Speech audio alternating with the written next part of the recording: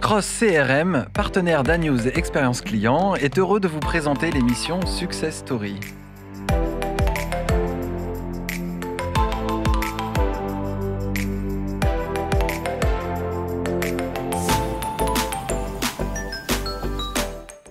Bonjour et bienvenue dans cette nouvelle édition de Success Story Anews Expérience Client. Et ce matin, donc, je reçois Frédéric Godefroy.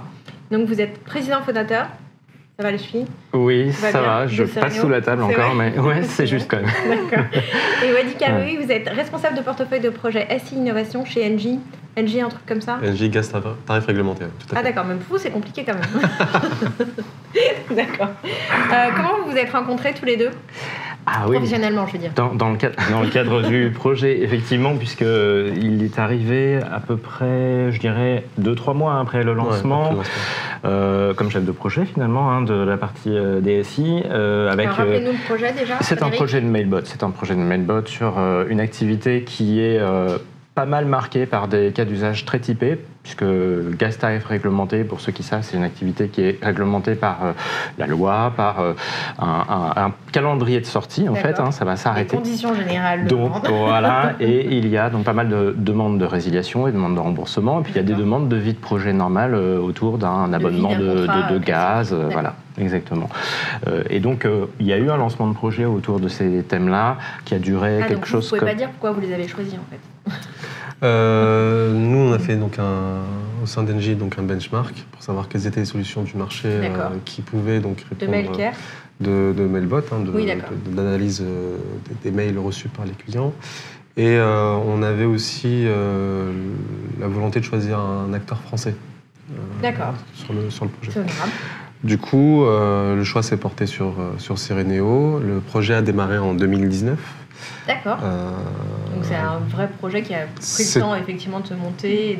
Exactement. Et puis il y a eu des nouvelles choses là récemment. Alors on était parti, donc on a mis en place on a identifié 10 grandes intentions qui permettaient donc... C'est des intentions, pas des questions. C'est des intentions, c'est tout un parcours en fait. Non, c'est vraiment tout un parcours assez complexe où en fait, lors des ateliers métiers, on déterminait un peu le logigramme de questionnement comme ce qui peut se passer dans un centre d'appel. Donc c'est vraiment de reproduire en fait les questions, toutes les questions et l'enchaînement des questions des clients. Du coup, c'est surtout mettre en place toute la logigramme et donc entraîner l'intelligence artificielle de l'outil pour que lorsque Cereneo va lire le mail, en fonction de l'écrit du client, va pouvoir en fait proposer une réponse adéquate. D'accord. Même s'il y a des fautes d'orthographe? Même s'il y a des fautes d'orthographe dans la demande du client, parce qu'effectivement, après, il y a aussi le sujet de la qualité de la réponse. Mais effectivement, dans les demandes, il y a des erreurs, clairement. Il y a des erreurs même de sens. Il y a des erreurs d'écriture. Et là, effectivement, l'intelligence artificielle s'en sort très bien, parce qu'elle sait jouer avec l'approximation. Et puis, il y a des erreurs de sens. Et là aussi, on arrive à les détecter. C'est-à-dire qu'un client va orienter de travers la demande. Et par confrontation entre ce qu'on détecte dans la demande et ce qu'on voit dans le système d'information, la connaissance du client finalement, on arrive à recadrer. Exactement. C'est ça. Et nous, vous rajoutez à ça, en fait, au-delà de l'analyse sémantique, vous rajoutez aussi la partie cliente, donc avec son numéro, son ID, son historique chez nous. Il va aussi aller piocher dans l'espace client. Il va piocher dans l'espace client et aussi dans notre CRM pour récupérer en fait tout l'historique. Mettre à jour aussi en fonction du profil du client et de la question. Du coup, on aura un parcours qui sera déterminé par Cereneo. Donc en fait, c'est hyper personnalisé, puisqu'en fait, il va aller répondre à des questions, donc c'est ces fameuses 10 intentions, c'est ça? C'est ça. D'accord, et donc derrière ces intentions, il y a des logigrammes? Derrière ces intentions, il y a, en fonction du client, donc de son ID, son entrée chez nous, s'il est sorti, s'il est rentré, enfin bref, il y a pas mal d'informations qui vont nous permettre de proposer une réponse au mail adaptée. Mais c'est pas juste une réponse, en fait, c'est tout un échange. Alors, nous, c'est une réponse. D'accord. C'est-à-dire qu'on reçoit un mail. Ce que faisaient avant les conseillers, c'est qu'ils recevaient le mail, donc à partir de là, ils traitaient. Donc ils devaient aller à l'information, récupérer l'historique du client, s'il y a eu d'autres échanges, etc. etc. Et on avait un catalogue de 600 mails types, entre guillemets. 600 c'est ça. Et piocher dans ces... C'est simple pour un agent. C'est assez compliqué, très chronophage. Et du coup, c'est là la plus-value. Surtout ceux qui démarrent, en fait. J'imagine que ça devait être très complexe. Alors, ce qui se faisait, c'est que souvent, ils piochaient pas dans les 600, mais on se retrouvait en fait avec un peu comme un Pareto, c'est un 20% des 600 qui étaient le plus utilisés. D'accord. Mais du coup, c'est là est la plus-value de Sereneo, c'est que grâce à ce parcours client et ces données supplémentaires, on avait tout de suite donc un mail qui est proposé avec le public postage qui va avec, un mail, bonjour madame, monsieur un tel, la date, etc. Et la personnalisation des critères qui sont dans l'espace client. C'est ça. Et du coup, le conseiller clientèle reçoit ce mail-là, le lit, ajoute des informations si besoin est, et valide pour envoyer. Donc en fait, il propose, ce que vous dites, c'est que Sereneo propose des brouillons de mails et après l'agent valide, ou alors est-ce qu'aujourd'hui c'est autonome? Ce sont des réponses, en fait, et c'est des réponses qui sont envoyables dans une grande majorité de cas sans y toucher. Là, un taux de conformité, je ne connais plus la valeur exacte. Alors, tout dépend des intentions. Ces intentions de résiliation, etc. Bon, oui, là, on fait attention. Ça, c'est des choses qui peuvent être traitées assez simplement. Mais dès qu'il y a de la complexité... Et comment Sereneo vous dit non, là c'est complexe, il faut aller regarder? Alors, Sereneo ne dira pas que c'est complexe. Par contre, Sereneo va proposer 1, 2, 3 intentions. Imaginons qu'on est à cheval sur 2, 3 intentions. Il va nous faire une proposition de mail selon le pourcentage de l'analyse sémantique à proposer. Et le conseiller a à la main la possibilité de choisir d'autres modèles également. Et ensuite, c'est là où nous on a rajouté un autre mode de validation supplémentaire. Parce que parfois, pour certaines intentions, ou pour certains cas, ça ne peut pas être à la main du conseiller. Du coup, le conseiller fait le travail, s'assure que tout est cohérent selon lui, envoie le mail, ça atterrit chez son manager qui le valide.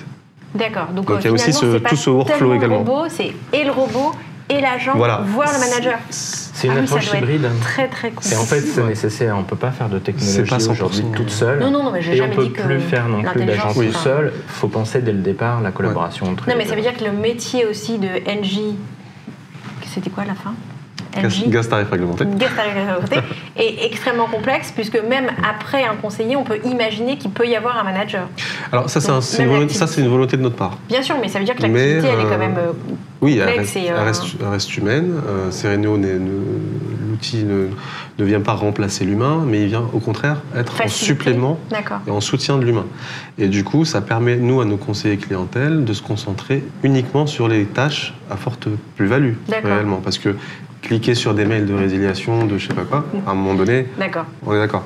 Et du coup, l'outil permet de désengorger finalement ces réponses à faible valeur ajoutée et de permettre au conseiller, dans son temps de travail, de s'attaquer vraiment aux cas complexes ou lorsque, par exemple, un client s'est fait démarcher de manière un peu sauvage et qu'il se retrouve à avoir changé D'accord, donc il y a vraiment tout type de cas. Il y a vraiment tout.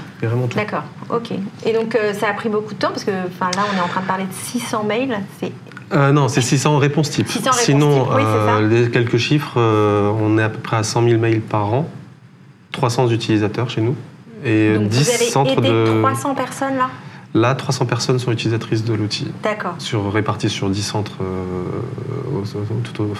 dans la France. 100 000 mails. Et grâce à Sereneo, on a déjà divisé par 2 l'occurrence, en fait, le temps utilisé pour répondre à ces mails. Permettre donc du coup aux conseillers d'être beaucoup plus efficaces avec un taux de conformité des mails qui est aussi entre 90 et 98%. Vous lisez dans mon esprit parce que j'arrête pas de me dire c'est quoi les indicateurs et les KPI, mais en fait, je vais penser à rien d'autre. Mais oui, non, clairement, c'est un projet qui a duré 1 an la première année, avec une phase de POC. On avait pris 2 intentions assez costauds pour vraiment voir ce que l'outil était en capacité de faire. Là, sur l'année 2020, on a continué, du coup, l'expérience a été concluante, donc on a rajouté des intentions. Et l'année 2021, on a rajouté encore 2 autres intentions et amélioré. Du coup, là, on est vraiment dans une démarche d'amélioration continue de l'outil. Et qui vous aide? Est-ce que c'est l'outil? Est-ce qu'il y a des agents chez vous, par exemple, qui peuvent dire, est-ce que vous arrivez avec l'outil, par exemple, à dire, l'agent a choisi ça, ou il n'a pas validé le mail, ou il a complété, et donc... Ça veut dire que peut-être qu'il faut que j'améliore quelque chose. Comment vous donnez cette information justement à LG? Tout est sous forme de stats, tout est tracé dans le système et on va donc être capable de sortir des chiffres, d'être capable de dire que telle ou telle branche est plus utilisée qu'une autre, que dans certains cas il y a 10 retours en arrière, ce qui est un signe normalement de mauvaise compréhension de l'apprentissage. Et puis pour revenir un peu sur la notion de mail, il y a 600 mails types au départ, c'est déjà une simplification. Les mails types, c'est toujours une approximation de la réalité. En réalité, il y a des millions de combinaisons possibles. Et la démarche a été de ne pas partir vers une approche d'arborescence aboutissant à une réponse type, mais plutôt de construction dynamique dans la décision. Donc finalement, on n'a jamais de mails identiques qui sortent du système.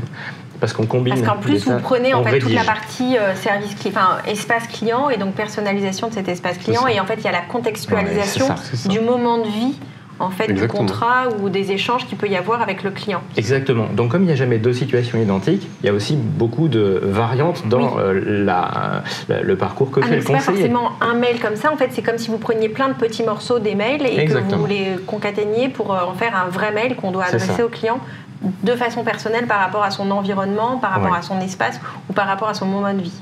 C'est ça. D'accord. Vous avez raison. Et en plus de ça, on a cette démarche d'accompagner ça par des instructions. C'est-à-dire que pendant qu'on avance dans l'analyse, qu'on fait finalement l'exécution de ces règles, on va aussi indiquer au conseiller quelle est la prochaine bonne action à mener pour amener à son donc c'est non seulement il y a quelques instructions qui sont issues en fait des procédures métiers qui déjà avaient cours avant. Et ce qui est intéressant, c'est que plutôt que de devoir les apprendre par cœur, ou peut-être les oublier, ou peut-être plutôt que de devoir se référer à de la documentation pendant un traitement, c'est ce que j'allais dire, on les a sous les yeux en fait. Est-ce que ça peut s'approprier aussi à une base de connaissances, de knowledge qui va faciliter en fait par exemple l'onboarding et par exemple pour les nouveaux entrants? Est-ce que ça a facilité ça? Je requalifierais ça autrement en disant que ça a permis d'homogénéiser les procédures chez nous. Et les réponses? Et les réponses du coup, et du coup une meilleure maîtrise finalement de la chaîne managériale et une bonne remontée terrain.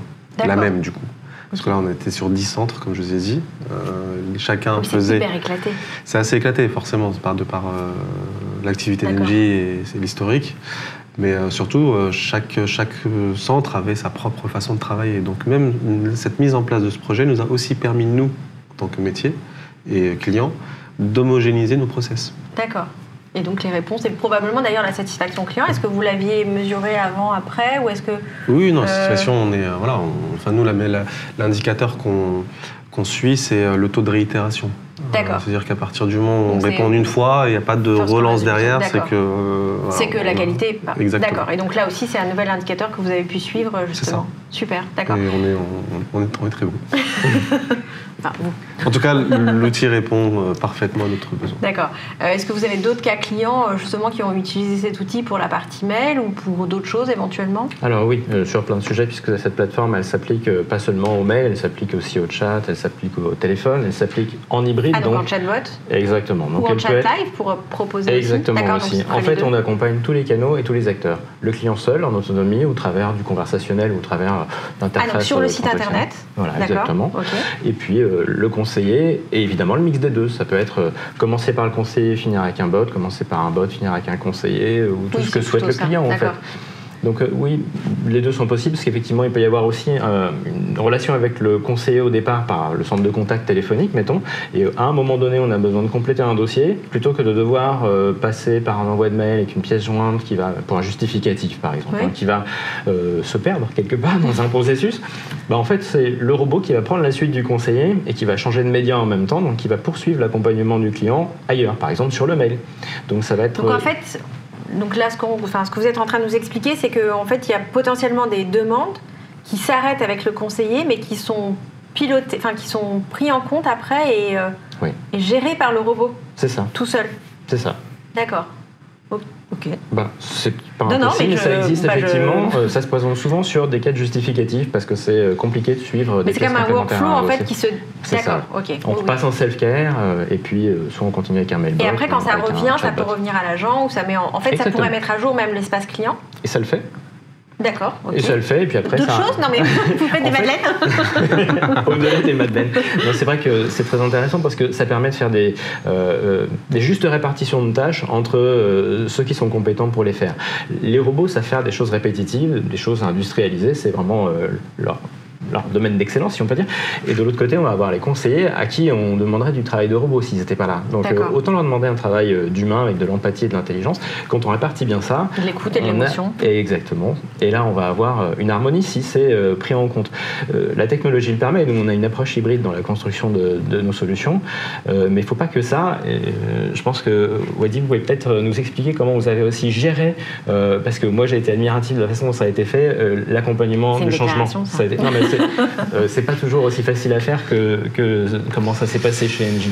L'accompagnement du changement, c'est surtout la méthodologie projet, où on a mis en place plein d'ateliers métiers au début. Vous avez fait collaborer tout le monde. Et on a remis vraiment tout à plat. Comme je vous ai dit, on est parti vraiment... voilà. Qu'est-ce que A fait, qu'est-ce que B, C, C1. Voilà, on a mis le métier s'est retrouvé autour de la table. D'accord. Des fois avec des ateliers où ils étaient 20, 30 personnes au moins, à échanger, essayer de simplifier au maximum les ramifications.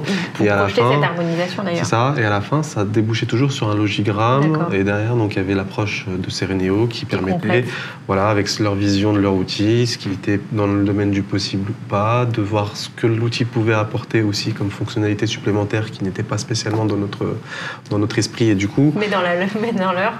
Voilà, c'est ça. Et du coup, c'est toute cette alchimie qui a permis du coup et d'intégrer le métier dès le début dans le process projet. Donc du coup, cette maîtrise finalement de l'outil, parce qu'aujourd'hui, je le ressens, on a changé de chef de projet, et malgré ce changement, on pourrait tout de suite avoir peur d'une perte d'informations, etc. Mais en fait, le métier était là. C'est-à-dire que le métier, pendant le démarrage du chef de projet, a pris tout de suite le lead, a maîtrisé autant le logiciel que nous, la DSI. D'accord. Mais c'est vraiment... C'est bien d'entendre la DSI qui parle au métier. Alors, avec des mots normaux, c'est ça? Et du sourire en plus. Chez nous, c'est dans notre... Non, oui. Oui. Voilà. Super. Écoutez, merci pour ce débat passionné et passionnant. J'espère qu'il vous sera utile autant qu'à moi. Et à très bientôt sur Agnews Expérience Client. Merci à vous. Cross CRM, partenaire d'Agnews Expérience Client, a été heureux de vous présenter l'émission Success Story.